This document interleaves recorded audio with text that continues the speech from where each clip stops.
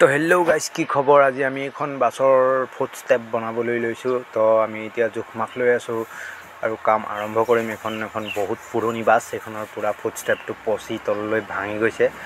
আমাৰ মুজাহিদ ভাইয়ে জোখ-মাখ লৈ আছে আৰু লগতে আমি এতিয়া চাহটো খাই আহোঁ ফাৰ্ষ্টে।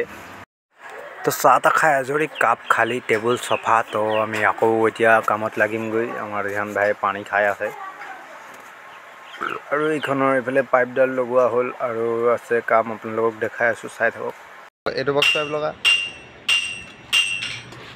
এইটো বক্স পাইপ ইয়াত আহিব। আমাৰ বাছৰ ড্ৰাইভাৰ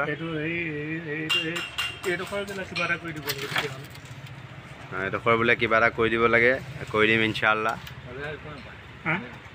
হেই 26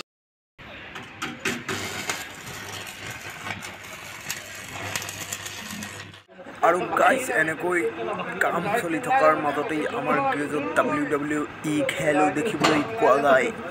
কিন্তু ভয় খাব নালাগে, এইবিলাক ৰিয়েল নহয়, এনেই। এতিয়া উঠি দৌৰিব দুইটাই চব। সেই তাত যে হেৰি এডাল আছে, আনচোন।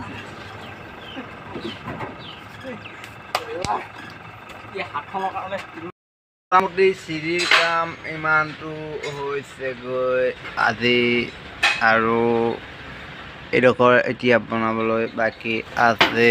আমাৰ মিস্ত্ৰী দাই পেকেট খাই নিচা ধুই আছে।